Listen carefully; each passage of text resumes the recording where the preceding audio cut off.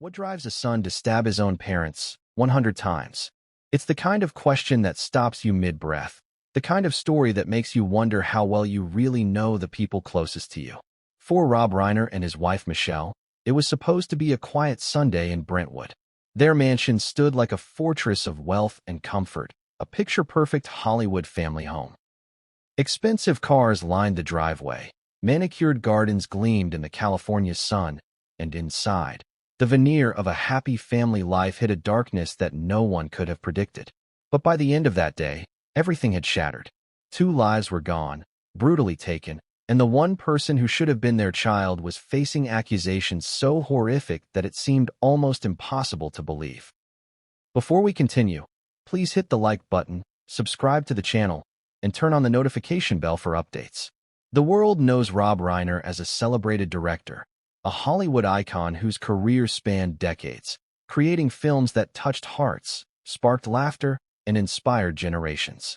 Michelle Reiner, elegant, poised, and deeply private, stood beside him as the matriarch of the family, orchestrating events behind the scenes, keeping the household running smoothly. On the surface, the Reiners were untouchable. But beneath the surface, a storm had been brewing. Nick Reiner, their only son, lived in a guest house on the sprawling estate. By all outward appearances, he was just another privileged child, navigating the pressures of wealth and fame. But behind closed doors, tensions simmered, conflicts festered, and warning signs went unnoticed, or perhaps were deliberately ignored. Neighbors described nothing unusual, friends assumed everything was fine, and even the family's own daughter Romy, only 27, never imagined she would be the one to stumble upon the unthinkable. Sunday, December 14th, started like any other day in Brentwood. The sun cast a golden glow over the estate, glinting off windows and reflecting the calm that belied the horror about to unfold. The family prepared for a quiet day, a routine that had continued for years. Meals were planned, chores completed, small talk exchanged. And yet, in that moment of apparent normalcy, the tension that had been quietly building reached a tipping point. Police reports later described the scene with chilling detachment. Rob and Michelle Reiner were found with multiple sharp force injuries. The manner of death was homicide, and the culprit, authorities determined, was none other than their own son. The sheer brutality of the act, 100 stab wounds, stunned investigators, friends, and the public alike. How does a son, raised in a household of love and privilege, descend into such a level of violence? What drove him to act in a way that no one could have imagined? The story only deepens when you consider Romy's role in the discovery. She was the one who found her parents, and her immediate reaction was both shock and an almost instinctive awareness of danger. Police records later noted that she had warned officers about a family member who should be a suspect, someone she considered dangerous. Her instincts, her awareness, and her courage in that moment would become a critical piece of the narrative that would unfold in the weeks and months following the tragedy. But what really happened in that mansion that Sunday? What pushed Nick to the edge? The answers, as he would later reveal, were not simple. They were tangled in years of secrecy, tension, and fractured relationships. He would describe a household where everything appeared fine, where smiles masked bitterness, and where the family pretended that life was perfect even as the foundations beneath them crumbled. "We pretended everything was fine while the house was falling apart," Nick would later say in his confession. Those words, so simple, yet so devastating, offer a glimpse into a reality that most of the world never saw. The morning of December 14th, according to sources close to the family, began with routine interactions. Breakfast was served, mundane conversations occurred, and Nick reportedly moved about the property as usual. But beneath this calm, the tension was palpable. Small arguments over trivial matters, moments of irritation, and long-simmering resentments all collided that day. By afternoon, what had been simmering for years had boiled over into a catastrophe that would leave 2 people dead and an entire family irreparably changed. Investigators would later reconstruct the events of that day with painstaking detail. The sequence of movements, the timeline of confrontations, the interactions that led to the final violent act. It was a puzzle that required painstaking forensic work to piece together. Every room in the mansion, Every corridor, every corner held clues to what had transpired. The guest house where Nick lived, the areas where his parents spent their final moments, and the spaces that had once held family laughter now held the echoes of a nightmare that would captivate the world. As the news broke, media outlets around the globe scrambled to cover the story. Headlines screamed the unthinkable. Rob Reiner and wife found stabbed to death by son. Brentwood horror. Son accused of brutal murder. And Nick Reiner confesses to parents' killing. Social media erupted with speculation, outrage, and disbelief. Fans, neighbors, and casual observers tried to reconcile the image of a beloved Hollywood family with the grim reality. How could this happen? And why? Nick's arrest on the night of the murders added another layer of shock. Authorities reported that he had not attempted to flee the scene, that there were no signs of forced entry, and that the crime appeared deliberate and calculated. Friends and acquaintances struggled to understand how someone they knew, or thought they knew, could commit such an act. Questions about motive, mental state, and family history dominated every news cycle. Rumors swirled, legal experts debated, and the world waited for answers that would slowly emerge over the following weeks. But even as the media coverage exploded, there remained a deeper, more intimate story. The story of a family trying to maintain appearances while dealing with internal fractures. Neighbors who had admired the Reiners' apparent perfection, colleagues who had envied their success, and friends who assumed stability were all unaware of the hidden pressures that had built up over years. Nick's confession would later reveal a side of the family life that contradicted every public perception. Fights that no one knew about, resentment that had gone unspoken, and emotional wounds that festered quietly behind closed doors. And then there was Romy. Young, determined, and faced with a situation no one should ever have to endure, she became both a witness and a crucial part of the unfolding narrative. Her actions, her instincts, and her bravery in alerting authorities shaped the initial investigation and would later provide insight into the family dynamics that had been ignored for so long. She stood at the intersection of love, loyalty, and trauma, and her perspective would become one of the most compelling elements of the story. So what really pushed Nick over the edge? What did he see, feel, or endure that led to an act so extreme? And how did a family, seemingly thriving in wealth and privilege, become the stage for such an unimaginable tragedy? The answers are layered, complex, and at times almost impossible to reconcile with our understanding of love, family, and human behavior.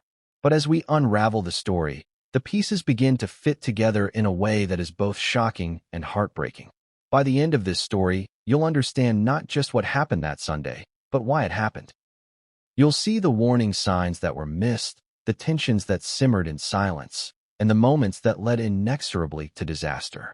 And you'll hear, for the first time, from Nick himself, as he explains the thoughts, fears, and pressures that culminated in the unthinkable. But what Nick reveals next will shatter everything you thought you knew about the Reiners. What seemed like a simple act of violence is far more complicated, tangled in family secrets, hidden resentments, and a lifetime of unspoken truths. And just when you think you understand, a new revelation will emerge, forcing you to question everything about loyalty, love, and the darkness that can lurk behind even the most seemingly perfect families. The tragedy of Rob and Michelle Reiner is more than a story about murder. It is a story about human fragility, the masks we wear, and the hidden storms that can build behind closed doors. It is a story about trust betrayed, about the thin line between family and danger, and about the shocking reality that sometimes those we love most can also be the source of our deepest pain. So buckle up, because as we step inside the walls of the Reiner estate, as we trace the steps of that fateful day, and as we hear from the son who committed the unimaginable, you will find yourself gripped, horrified, and utterly unable to look away. And by the end, you'll realize that this story is not just about what happened. It's about the chilling truths we often refuse to see. But what came next would change everything, and no one saw it coming. What does a perfect house really hide? To the outside world, the Reiner mansion in Brentwood was a dream. Expansive lawns, glass walls reflecting the California sun, security cameras discreetly keeping watch, all the trappings of wealth, power, and Hollywood glamour. Cars lined the driveway, each one polished to perfection. The flowers bloomed on schedule, the fountains burbled as if choreographed, and the laughter of family dinners seemed to echo from the grand kitchen. To anyone passing by, it was paradise. But paradise can be deceptive. Sometimes the walls hide more than they protect. Sometimes, what looks like a serene Sunday is just the calm before a storm. And in the case of the Reiner estate, the storm was already brewing. Nick Reiner's presence in the guest house seemed harmless at first glance. A young man, 32, living separately but still connected to the family. Friends assumed he was just another son with his own space. But as we'll discover, the guest house was more than a private residence. It was a command post for a mind unraveling under invisible pressure. On that December morning, the mansion was alive with routine activity. Breakfast had been served, servants quietly tending to their duties, the quiet hum of the city beyond the gates. Yet beneath the calm, tensions were palpable. Small arguments, exchanged glances, whispered frustrations. All signs of a family living in a delicate equilibrium, waiting for something to tip the scale. Consider this. How often do we walk through the homes of others and assume normalcy? How often do we trust the facade? The Reiner mansion seemed impeccable. Every corner reflected careful attention. But perfection, in this case, was a mask. Behind the carefully curated walls, the Reiners were living a paradox. A home that looked flawless but was crumbling from the inside out. Neighbors often described the family as reserved but polite. Rarely did anyone see the real interactions. A child laughing in the garden could hide a torrent of unspoken tension. A parent smiling in the doorway could mask resentment. And that day, as sunlight streamed into the grand windows, the mansion itself seemed unaware of the chaos about to erupt within its walls. Nick's interactions with his parents had been growing increasingly strained over the years. Some observers would later say the signs were there if anyone had paid attention. Curt responses, sudden disappearances, arguments over trivial matters escalating into shouting matches. But in families, especially ones as affluent and public-facing as the Reiners, these issues often get swept under the rug. What outsider would imagine that a son could snap so violently in a house designed to cradle security, love, and stability? And yet, that is exactly what happened. The morning of December 14th began like any other, but subtle anomalies hinted at an underlying tension. A missed greeting, a slammed door, a voice raised a fraction higher than necessary. These small events, seemingly insignificant in isolation, were the threads weaving together a tapestry of doom. The estate itself became a character in the story, silent but omnipresent. Each room, each hallway, each creaking floorboard played a part in the unfolding tragedy. The guest house, often ignored by family members, held the clues to the eventual breakdown. The main house, with its wide-open spaces and echoing chambers, amplified every sound, every shout, every crash, every emotional outburst. Imagine walking through the Reiner mansion that morning. The sunlight falls on the polished marble floors. The aroma of fresh coffee lingers in the air. A painting of a long-gone family trip hangs in the hallway. And somewhere in the distance, a door shuts sharply, a footstep echoes down a corridor. You wouldn't know it, but in mere hours, this house would be transformed from a haven to a crime scene that would shock the world. There were small warnings, moments that, in hindsight, seem eerie. A neighbor noted hearing a raised voice in the late morning, though they assumed it was just an argument over mundane issues. Staff members later recounted subtle changes in Nick's behavior. Quiet moments where he stared at walls, whispered phone calls, brief absences that didn't align with his schedule. And yet, because appearances mattered, no one questioned these signs too deeply. Why do we ignore warning signs? Perhaps because the facade is comforting. Perhaps because acknowledging them requires us to face uncomfortable truths. In the Reiner estate, everyone was complicit in pretending everything was normal. But inside, a different story was unfolding, one that would culminate in unimaginable violence. By early afternoon, the tension had reached a critical mass. A minor disagreement over the household schedule escalated into a confrontation.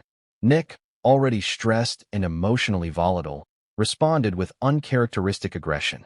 For those who would later examine the scene, this was the moment the trajectory of the day shifted. But at the time, no one could predict the outcome. The family, caught in the normalcy of routine, did not anticipate the storm brewing in their own home. The mansion, so meticulously designed to exude control and beauty, ironically became a prison for its inhabitants. Wide halls and open spaces offered no protection from emotional upheaval. The guest house, a place of supposed independence for Nick, became the epicenter of his unraveling. And the interactions between father, mother, and son began to carry the weight of years of unspoken grievances. Imagine the emotional load Nick carried that day. Expectations from a prominent father, judgments from a mother, comparisons to siblings, pressures of personal inadequacy, frustrations with perceived slights. These invisible forces collided in his mind. No one outside could see them, and perhaps even the family failed to recognize their intensity. And yet, in a matter of hours, these pressures would explode in the most violent way imaginable. Romy, the daughter, was largely shielded from these escalating tensions. She moved through the house with an awareness of family dynamics, but without knowledge of the depths of her brother's anger. She interacted with her parents, went about her tasks, perhaps oblivious to the trajectory toward tragedy. It is often those on the periphery who are least aware of the boiling point beneath the surface, until they are confronted with it directly. By the late afternoon, subtle signs of distress became more pronounced. A door slammed. A raised voice echoed. Small objects were misplaced. Tension spilled into visible frustration. But to anyone outside, it still looked like a typical day.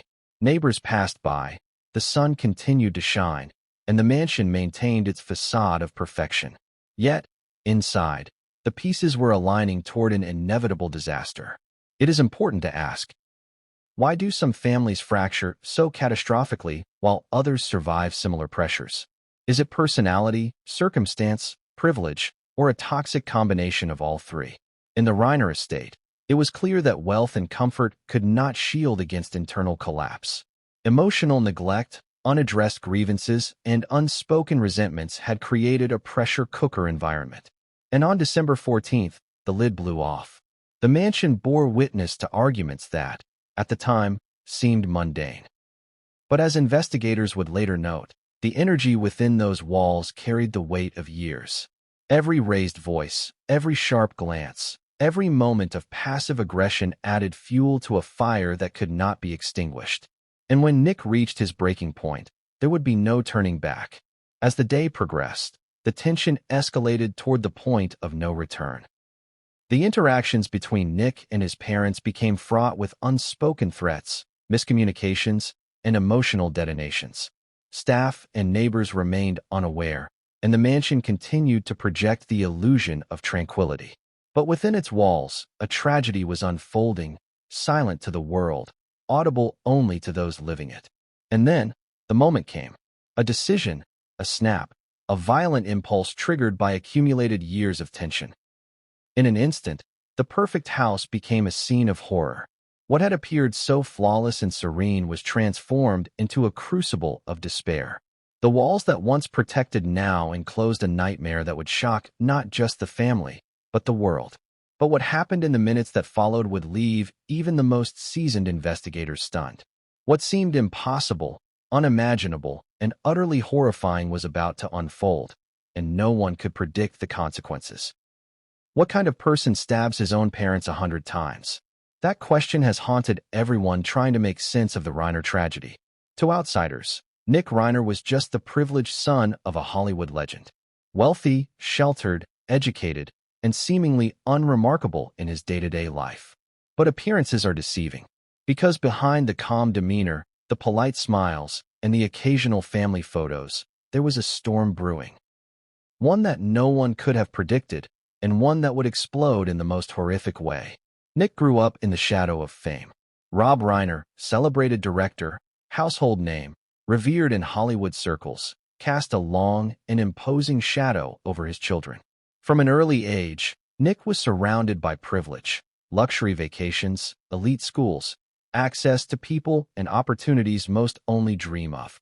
But privilege does not guarantee happiness. In fact, for Nick, it became a double-edged sword. Expectations were immense, and his father's accomplishments often felt like a looming, unmovable bar.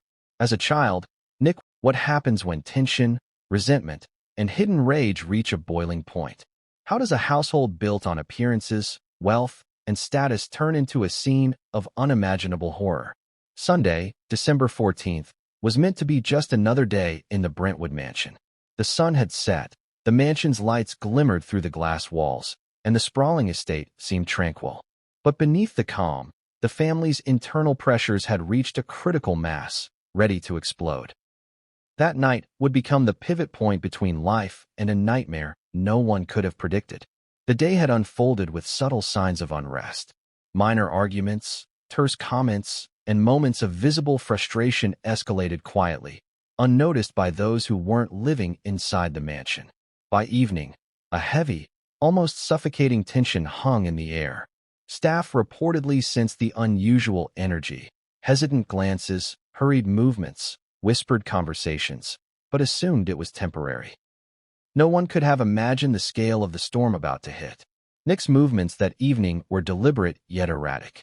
Sources later described him pacing through the guest house, muttering to himself, checking and rechecking doors and windows, as if preparing for something. But what could drive someone to such obsessive behavior? Was it anger, fear, or a combination of both? The evidence would suggest all three, converging into a lethal outcome. Dinner, which might have been a routine family meal, never took place in the traditional sense. Rob and Michelle reportedly noticed Nick's agitation, attempting to calm him, to engage in conversation. But he was distant in a way that went beyond mere teenage or young adult moodiness. There was a cold intensity in his eyes, a focus that unnerved even his parents. Those few moments of interaction were laden with unspoken tension, like the calm before a hurricane. Romy, the daughter, moved through the house in the later evening hours, occupied with her own activities, blissfully unaware of the looming tragedy. In hindsight, her perspective is haunting. She would later recount the normalcy of her movements, checking rooms, tending to small chores, interacting briefly with staff, while the emotional temperature in the house was quietly escalating. She did not know the storm brewing just down the hall. Neighbors reported subtle anomalies that evening. Strange sounds, a door slammed, a muffled shout, footsteps echoing unnaturally, reaching their ears from outside the gates. They assumed it was a minor domestic dispute, nothing extraordinary. But these were signals, whispers of chaos before it fully revealed itself. What might have been dismissed in any other household would later be seen as harbingers of the unimaginable. Inside the mansion, the confrontations began. Accounts later reconstructed by investigators suggest that small disputes over mundane matters became intensely personal. Words, tone, and gestures that would normally be inconsequential were interpreted through the lens of years of accumulated resentment. It is a stark reminder. Unresolved emotional tensions, when left unchecked, can escalate unpredictably. Nick's parents, in their roles as authority figures, attempted to maintain control. Rob, firm yet measured, tried to assert reason, while Michelle, attempting to diffuse the tension, offered reassurances. But their methods, decades of experience in managing households and people, were tragically insufficient in the face of a pressure that had been building for years. This was not an ordinary argument. It was a perfect storm of psychological stressors, environmental pressures, and personal demons converging in real time. The mansion itself seemed to amplify the emotional intensity. Its wide-open spaces echoed every raised voice, every sharp command. The guest house, a place of isolation for Nick, served as both a refuge and a pressure cooker, separating him from reality while simultaneously magnifying his internal rage. The spatial separation that was meant to provide privacy instead created a psychological distance that allowed resentment and anger to fester unchecked. And then, as evening deepened into night, the confrontation reached a critical threshold. Investigators later described this moment as the point of no return, the instant when reason, empathy, and restraint were overwhelmed by an internal compulsion that could not be controlled. Something inside Nick snapped. The culmination of years of pressure, perceived slights, and internalized frustration erupted in a violent, irreversible act. The first attack was swift, brutal, and precise. What followed was an intensity that stunned even seasoned law enforcement professionals. Each action was driven by a combination of rage, confusion, and a distorted sense of justice. Investigators would later describe the scene as methodical yet chaotic, a paradox that mirrored Nick's own internal conflict, calculated in intent, yet chaotic in execution. Romy's discovery of the aftermath was both tragic and pivotal. She entered spaces that moments earlier had been ordinary family rooms, only to find them transformed into a scene of unimaginable horror. Her reaction, shock, horror, disbelief, was compounded by the immediate recognition of danger. Her instincts, honed by years of navigating complex family dynamics, told her that the person responsible was close, someone she knew intimately. She quickly contacted authorities, providing crucial information that would shape the investigation. By the time the police arrived, the mansion had become both a crime scene and a testament to the depths of human violence. The evidence collected, the positions of the bodies, the nature of the injuries, the items left in place, painted a disturbing picture. It was a scene that demanded questions. How could this happen? Why did it happen? And most hauntingly, what could have been done to prevent it? The timeline that evening is critical. Every movement, every decision, every step taken by Nick and his parents is scrutinized in detail. From the initial confrontation to the discovery by Romy, each moment adds layers to a story that is both tragic and complex. It is a story of human psychology, family dynamics, and the thin line that separates love from violence. But what makes this night truly chilling is not just the violence itself. It is the calculated nature of Nick's actions in certain moments, contrasted with inexplicable hesitation or detours in others. Forensic experts would later highlight these contradictions as evidence of a deeply conflicted mind, capable of extreme aggression while still maintaining awareness of the family relationships being destroyed. The mansion's walls, silent witnesses to this unfolding tragedy, absorbed every scream, every movement, every emotional outburst. The very spaces that had hosted family dinners, celebrations, and ordinary life now held echoes of a night that would shock the world. The transformation from sanctuary to crime scene was complete. And yet, even after the act, Nick remained within the property. He did not flee. He did not attempt to escape responsibility. This behavior puzzled law enforcement and added another layer of complexity to understanding his mindset. Was it guilt, resignation, calculation, or something darker? Only Nick could provide the answer, and his later confessions would reveal insights that were as chilling as the crime itself. The night of December 14th was more than just a sequence of violent events. It was the culmination of years of unseen tension, unresolved conflict, and a complex psychological profile shaped by family dynamics, privilege, and isolation. Every decision that evening, every interaction, every choice, played a role in the catastrophic outcome. But as investigators pieced together the timeline, more questions emerged. How long had Nick planned this? Were there warning signs that were ignored? And what role did the mansion, the guest house, and the spatial separation of the family play in allowing this tragedy to unfold?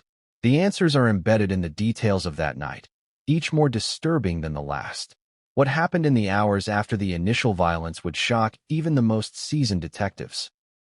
What seemed like a completed act of aggression was only the beginning of a sequence of decisions and movements that would cement the horror and leave an entire family, and the public, forever changed.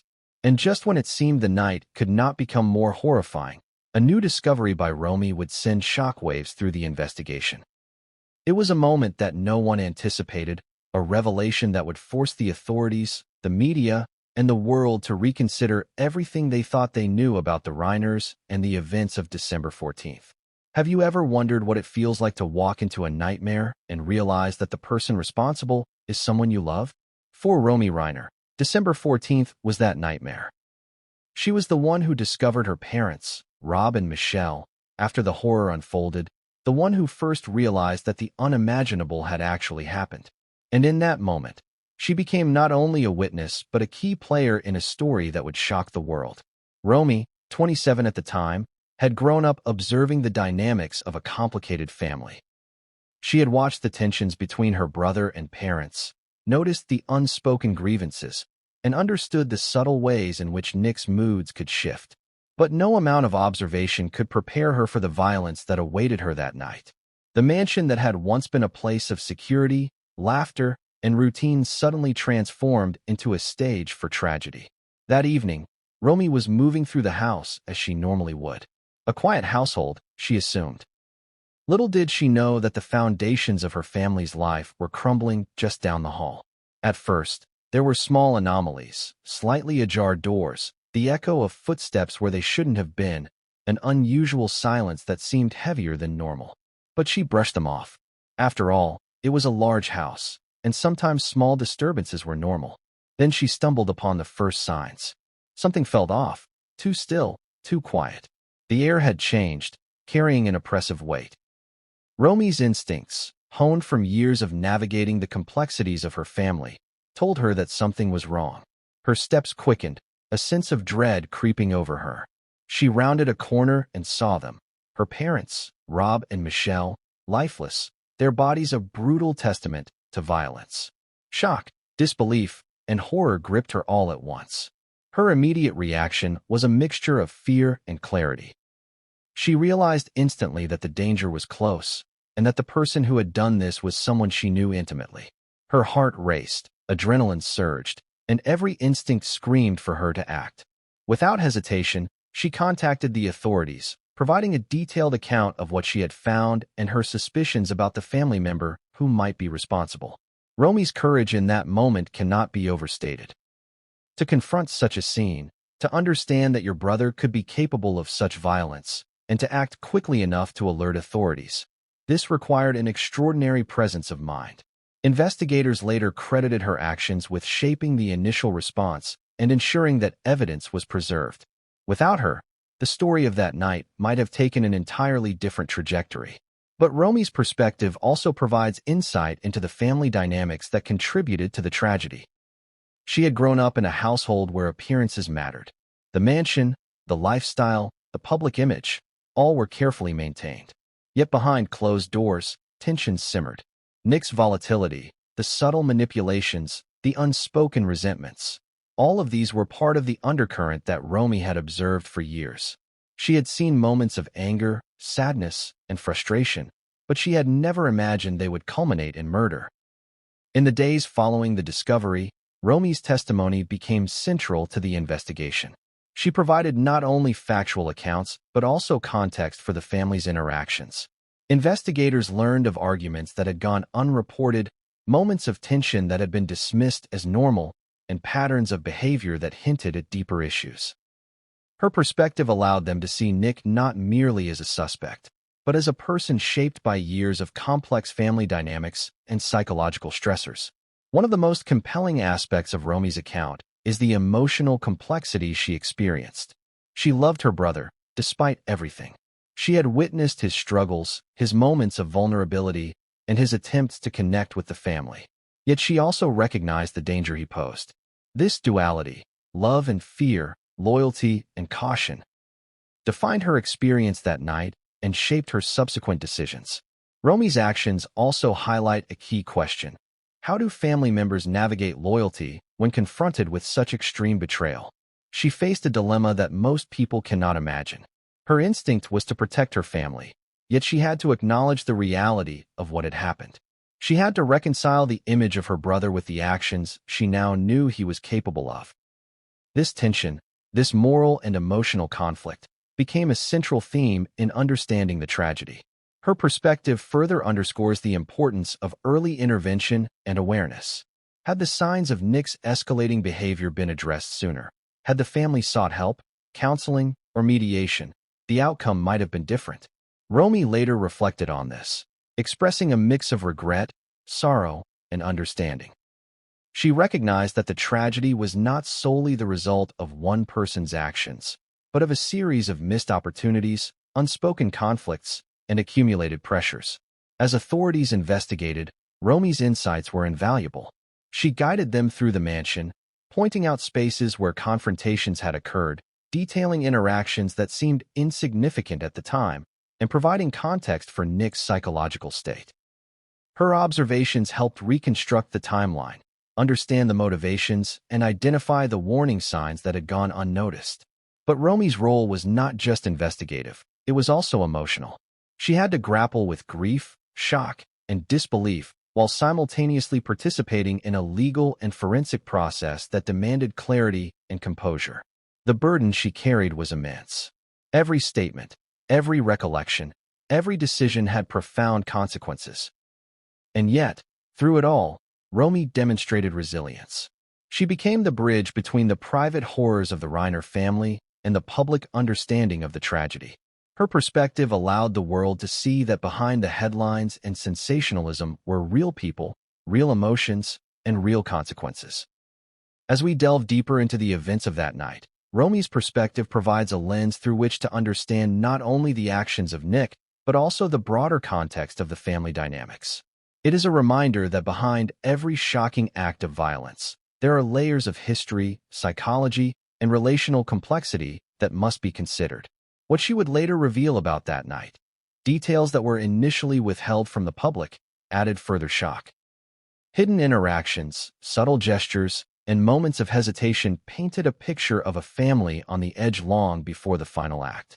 These revelations forced both investigators and the public to confront uncomfortable truths about love, loyalty, and human behavior. And even as Romy processed the immediate aftermath, she faced an even greater challenge. The realization that her brother, someone she had known her entire life, was capable of something so horrifying. The emotional weight of this knowledge would stay with her indefinitely, shaping her understanding of family, trust, and the fine line between normalcy and chaos. But as night turned into morning and the initial shock began to settle, another truth emerged, one that no one anticipated. Evidence hidden within the mansion, subtle details overlooked in the initial chaos, and actions taken by Nick before and after the act began to suggest that the tragedy was even more complex than anyone had imagined. Romy's role, already pivotal, would become even more crucial in uncovering these hidden layers, and the next revelations would leave investigators and the world stunned. The story does not end with discovery alone. Romy's perspective sets the stage for understanding the motivations, the psychological state, and the series of events that led to the most horrifying night in the Reiner household. But just when it seems that we have grasped the scope of the tragedy, another twist emerges. A secret so profound it forces us to reconsider everything we thought we knew about the family and the events of December 14th. What drives a son to commit the unthinkable? How does a young man, raised in privilege, love, and comfort, cross a line that no one believes anyone could cross? Nick Reiner's confession did more than answer questions. It shattered illusions. For weeks, the public speculated about motive, mental state, and family dynamics. But when Nick finally spoke, the story that emerged was far more disturbing, complex, and emotionally charged than anyone could have imagined. The confession did not come immediately. In the days after December 14th, Nick remained silent, processing events in a way that only he understood. Authorities described him as calm yet detached, alternating between moments of emotional breakdown and stoic composure. Friends who had seen him in the past noted the same pattern. Volatility hidden beneath a veneer of control. In interviews and official statements, Nick later recounted the events in a tone that combined clarity, remorse, and chilling detachment. From the start, Nick framed the confession around the weight of years, the accumulation of unseen pressures, and the environment that had shaped him. "We pretended everything was fine while the house was falling apart," he said, his voice reflecting both pain and recognition of the truth. Those words captured the essence of the family dynamic, a life that appeared flawless externally but was internally fractured by resentment, unmet expectations, and unresolved conflict. He described the mansion not just as a home, but as a cage. Each hallway, room, and closed door symbolized boundaries, restrictions, and emotional bottlenecks. The guest house, once a space of independence, had become a repository for frustration, anger, and isolation. In the days leading up to December 14th, Nick admitted to feeling trapped by expectations, judged constantly, and overlooked in his own family's narrative. These pressures, combined with long-simmering emotional issues, culminated in a mental state that spiraled out of control. When asked about the moment the act began, Nick's description was both haunting and revealing. He spoke of flashes of anger, intrusive thoughts, and a compulsion he could not resist. It wasn't planned in the conventional sense, he said. But once it started, there was no stopping it. I lost control, but every part of me knew what I was doing. Those words send chills because they reveal the terrifying duality of his mind, a consciousness aware of morality and consequences, yet unable to halt violent impulses. Nick recounted the sequence of events with unsettling specificity. He described moving through the mansion, confronting his parents, and the escalating tension that ultimately erupted into violence. Each action, he claimed, was fueled by a combination of years of resentment, perceived betrayals, and an overwhelming sense of injustice. Nick also revealed details about the escalation. Arguments earlier that day, previously thought minor, had become flashpoints. Words exchanged, gestures made, and emotions expressed contributed to a crescendo of anger. He described feeling invisible, unheard, and increasingly isolated, even within the family home. Each perceived injustice added fuel to the fire, culminating in a moment where reasoning gave way entirely to impulse. Another shocking aspect of the confession was Nick's acknowledgement of the brutality. He did not shy away from the number of injuries inflicted, nor from the physical reality of what he had done. I didn't stop, he admitted. Once it started, I couldn't think. I just kept going. These words horrified investigators and the public alike. They revealed a combination of compulsion, rage, and psychological unraveling that is rare, complex, and terrifying. Nick also addressed his sister Romy's role. He spoke of her discovery and her immediate reaction. His awareness of her presence during and after the act added a layer of psychological complexity. In some ways, Romy's involvement may have prevented further disaster. Her instincts and courage ensured that authorities were alerted quickly and that evidence was preserved. Nick's confession suggested both regret for her involvement and acknowledgement of its importance in shaping the investigation. Perhaps most unsettling were the moments when Nick described his mental state before the act. He spoke of feeling cornered, overwhelmed, and desperate for control. He described internal dialogues, obsessive thoughts, and feelings of betrayal, emotional currents that had built over years and had now erupted into action. These admissions provide insight into a mind balancing on the precipice, where perception, emotion, and impulse collide in dangerous ways. But even in this confession, there were contradictions. He described moments of hesitation, times when he paused or reconsidered, only to resume with renewed intensity. He reflected on love for his parents even as he inflicted harm, creating a paradox that investigators struggled to fully comprehend. How can a son love and kill simultaneously? The confession forces us to confront the uncomfortable truth that human psychology is complex, unpredictable, and at times horrifyingly contradictory. The public, upon hearing the confession, reacted with shock, disbelief, and a mixture of curiosity and horror. Analysts debated motives, psychologists speculated about mental illness, and family members grappled with grief and betrayal. Yet the confession did more than provide answers. It opened new questions. How much of this was premeditated? How much was a result of mental collapse? And most hauntingly, what could have been done to prevent the escalation? Nick's confession also emphasized a recurring theme in tragic family stories, the facade of normalcy. On the surface, the Reiners appeared perfect, privileged, polished, well-functioning. But underneath, unresolved grievances, unspoken tensions, and emotional fractures had been accumulating for years. The confession underscores how appearances can deceive and how the reality of family dynamics can be hidden behind walls, rituals, and social expectations. Finally, Nick's words hinted at deeper secrets, fragments of the story that would emerge later in investigations, interviews, and court proceedings. Hints of hidden conflicts, subtle manipulations, and psychological pressure began to surface, suggesting that the tragedy was not just an isolated event, but the culmination of years of unseen and unaddressed issues.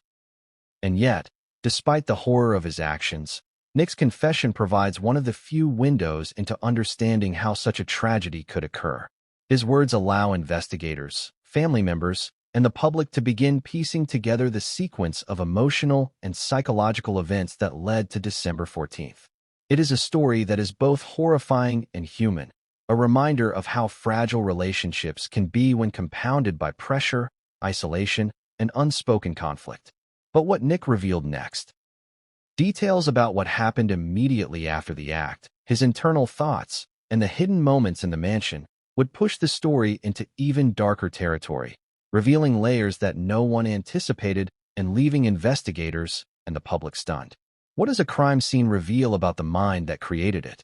For investigators entering the Reiner mansion on December 14th, the answer was as horrifying as it was revealing. The grandeur of the estate. A sprawling Brentwood property with immaculate landscaping, modernist architecture, and sprawling rooms stood in stark contrast to the chaos within. It was a house built to impress, yet it had become a silent witness to the darkest act imaginable, a son murdering his own parents. From the moment police crossed the threshold, they realized this was no ordinary case. The main living areas, previously pristine, bore the hallmarks of extreme violence. Investigators noted the positioning of objects, the trajectory of injuries, and the scattered signs of struggle. The scene was chaotic yet contained. Each detail provided clues to the sequence of events, the perpetrator's mindset, and the emotional intensity of the attack. The living room, once a place of family gatherings, told a story in silence. The furniture remained largely in place, but subtle signs indicated violent movement. Cushions displaced, decorative objects knocked over, and faint smears that hinted at the struggle that had occurred. The detectives noted that the attack was concentrated yet mobile, moving through rooms in a way that suggested both methodical planning and uncontrolled rage. Every corner of the mansion became part of the narrative, each object a piece of the puzzle. In the guest house, where Nick had lived separately, the investigators found evidence of the psychological buildup leading to the act. Personal items were strewn across surfaces, notes and electronic devices suggested obsessive preoccupation, and the space had been used as both a refuge and a laboratory of emotion. These observations provided context. Isolation, compounded by stress and simmering resentment, had played a critical role in the escalation. The most chilling discoveries were the details of the injuries themselves. Both Rob and Michelle had suffered multiple sharp force injuries, far exceeding what is typical even in cases of extreme violence. The brutality indicated an intense emotional drive behind the act, a combination of rage, desperation, and psychological compulsion. Investigators noted that the repeated nature of the attacks suggested a level of detachment and emotional disconnection that allowed the perpetrator to continue despite the magnitude of the violence. Investigators also observed evidence of interaction between family members prior to the act. Scattered personal belongings, disturbed furniture, and marks on walls suggested moments of confrontation, fleeting attempts at reasoning or control, and ultimately, the failure of communication. It was a visual testament to the internal chaos of the household, where emotional tensions had reached critical mass. Forensic teams meticulously cataloged every piece of evidence, understanding that each clue would provide insight into Nick's mindset and actions. From fingerprints on objects to trajectory analysis of the injuries, every detail was recorded. Investigators noted both the precision and randomness within the scene, highlighting the psychological paradox of the crime. Controlled execution intertwined with impulsive violence. What struck investigators most, however, was the psychological footprint left behind. The mansion itself, designed for beauty and order, had become a stage for chaos and destruction. The juxtaposition was profound. The opulent surroundings contrasted sharply with the violent human behavior they had witnessed. This dissonance forced investigators to grapple not only with the physical evidence, but also with the human psychology that created it. Romy's role in guiding investigators through the mansion was invaluable. She identified key locations, described family interactions in context, and provided insights into the behavioral patterns that would help reconstruct the timeline. Her knowledge of the family's routines, habits, and internal dynamics allowed authorities to interpret the scene with greater accuracy. Without her perspective, crucial details might have remained obscured, altering the understanding of that night entirely. Investigators also noted the subtle signs of premeditation intertwined with spontaneous violence. Certain areas of the mansion suggested planning, access points, potential points of confrontation, and the guest house itself. Yet other aspects indicated impulsivity, emotional overload, and a lack of control. This duality complicated the narrative. Was this a premeditated act fueled by anger or an eruption of uncontrollable emotion? The evidence suggested both, highlighting the complex nature of human psychology under extreme stress. The kitchen, bedrooms, and hallways all contained traces of the escalating violence. Objects were displaced. Marks on walls told stories of struggle, and the patterns of movement suggested a progression from initial confrontation to full-blown catastrophe. Forensic experts used this evidence to map out each moment, attempting to understand not only what happened but why. Each detail provided a window into Nick's mindset, revealing how deeply emotional, psychological, and environmental factors had converged. Another striking aspect was the contrast between the violence and the lack of an apparent motive in the physical surroundings. There were no signs of robbery, no indications of external threat, and no evidence suggesting intrusion. This was, unmistakably, an internal family tragedy, a crime driven by personal dynamics rather than external forces. The mansion, therefore, became a physical representation of the family's psychological state. A beautiful exterior housing a storm of hidden emotions and resentments. The evidence collected in the mansion not only supported the confession but also expanded understanding of Nick's psychological state. Small details, the trajectory of injuries, the location of objects, the areas of focus, indicated not only rage but a disconnection from reality at certain points. Nick's behavior was both calculated and uncontrolled, revealing a mind oscillating between awareness of consequence and a compulsion to continue the act. Investigators also found evidence of emotional interaction within the home before and after the act. Subtle disturbances suggested attempts at communication, negotiation, and even fleeting remorse. These details painted a portrait of complexity, a perpetrator capable of awareness, love, and calculation simultaneously. The mansion held the echoes of human contradiction in every room. But the most haunting aspect of the mansion was the lingering sense of what had been lost. Every room, hallway, and object bore witness to a family life abruptly shattered. The luxury, comfort, and normalcy that had defined the Reiners' world were forever tainted. The evidence was not only physical but symbolic. A testament to the fragility of appearances, the volatility of human emotion, and the terrifying consequences of unresolved conflict. And just when it seemed that investigators had uncovered every crucial detail, a hidden element emerged, small, subtle, almost imperceptible, yet critical. It would later reveal an additional layer of complexity in understanding the events of December 14th. This discovery would shock even seasoned forensic professionals and underscore that, in tragedies like this, there is always more beneath the surface than initially meets the eye. The mansion had told its story, but only partially.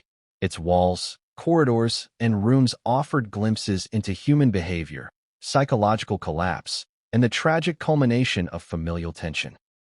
Yet the full truth required not just physical evidence, but the perspectives of those who lived within it, the confessions of those who acted, and the painstaking reconstruction of every emotional and psychological factor at play. What investigators would uncover next, the hidden motives, the long-buried resentments, and the subtle triggers, would push the story into darker, more unimaginable territory. The mansion had revealed much, but the human mind behind the violence still held secrets, and those secrets were about to emerge. How well do we really know the people we live with every day? In the case of the Reiner family, appearances had been everything. From the outside, Rob and Michelle Reiner epitomized success, stability, and love. They had built a life that looked enviable. A grand mansion in Brentwood, a son and daughter, connections across Hollywood, and a reputation for both charm and generosity. But inside the walls of that mansion, another story was unfolding, a story of tension, unresolved conflicts, and emotional fractures that would ultimately culminate in disaster. Family dynamics are rarely simple, even in ordinary households. They are complicated by personality differences, expectations, unspoken resentments, and the pressures of day-to-day life. In the Reiner household, these dynamics were amplified by fame, wealth, and the public scrutiny that comes with both. Nick Reiner, the son, was constantly navigating expectations, to live up to his father's achievements, to conform to his mother's vision of the family, and to meet his own internal standards. These pressures, subtle yet persistent, shaped the way he interacted with his parents and sister. Rob Reiner was a man accustomed to authority. Decades in Hollywood had honed his sense of control, leadership, and expectation management. At home, he maintained a firm hand, often believing that discipline, structure, and guidance were necessary to keep his family on track. To some, this approach was nurturing. To others, especially Nick, it may have felt suffocating or critical. Over time, what started as well-intentioned guidance morphed into a perceived judgment, a barrier to autonomy and self-expression. Michelle Reiner, meanwhile, balanced elegance with emotional intelligence. She mediated arguments, offered comfort, and tried to maintain peace. Yet even her interventions, meant to soothe tension, were sometimes interpreted as interference. For Nick, a person already struggling with emotional volatility, these well-meaning actions could be perceived as control or oversight, further fueling internal resentment. The paradox is striking. Acts intended to protect and nurture became catalysts for conflict. Romy, the daughter, observed these dynamics keenly. She had grown up witnessing the subtle shifts in mood, the unspoken signals, and the occasional explosion of tempers. While she maintained a loving relationship with both parents and her brother, she could see the patterns emerging. Nick would isolate himself. His reactions would oscillate between affection and irritability, and small disagreements could escalate beyond proportion. These observations were crucial because they later framed her understanding of what happened on December 14th. Sibling relationships are another critical component.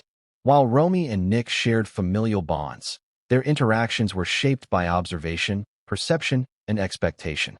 Nick's volatility created an undercurrent of caution in Romy. She learned to navigate his moods, to anticipate triggers, and to avoid conflicts that might provoke escalation. Yet, even this strategy, living carefully to maintain peace, could not prevent the eventual breakdown. Family psychologists reviewing the case would later highlight the significance of unaddressed conflict. Arguments that seem minor in the moment can accumulate over years, creating a pressure cooker environment. Miscommunications, grudges, and unresolved disputes act like hidden cracks in a structure, invisible until a critical weight is applied. In the Reiner household, the cracks were numerous, extending across decades of interaction. One area of tension was autonomy and independence. Nick, living in the guest house, had physical separation from the main house, but emotional separation was more complicated. The family's presence, expectations, and judgments still permeated the space. Nick experienced a dual reality: independence constrained by oversight, freedom limited by perceived surveillance. This contradiction intensified his internal stress, creating a psychological trap that would later explode in tragic ways. Another layer of tension involved external perception versus internal reality. To outsiders, the family appeared cohesive, functioning, and successful. Behind the scenes, small grievances accumulated, ranging from disagreements over household responsibilities to disputes about personal choices. The contrast between appearance and reality added to Nick's sense of isolation. His internal frustration was invisible to the world, leaving him feeling misunderstood and unsupported. Parental dynamics also influenced conflict escalation. Rob and Michelle each had their approach to managing Nick's behavior, which sometimes conflicted. Where Rob emphasized structure and authority, Michelle emphasized empathy and mediation. This divergence created mixed signals, reinforcing feelings of frustration and misunderstanding in Nick. The parents' intentions, though rooted in love, inadvertently contributed to the emotional pressures building in their son. The family's history of high expectations further complicated matters. Growing up in a household where achievements were celebrated but failures scrutinized, Nick internalized standards that were both unattainable and oppressive. Success was never just personal. It was compared to his father's legacy, scrutinized against public perception, and filtered through his parents' hopes. The psychological burden of constantly measuring oneself against such high bars cannot be overstated. Even minor incidents carried outsized weight in this environment. A harsh word, a perceived slight, a reprimand or correction could trigger disproportionate emotional responses. Over time, these reactions compound, creating patterns of resentment and reactive behavior.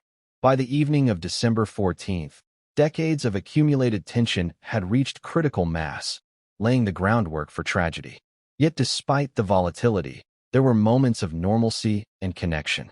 Family dinners, shared stories, and casual conversations punctuated the tension. These moments may have reinforced Nick's internal conflict. Glimpses of normalcy reminded him of love and connection even as rage and resentment simmered beneath the surface.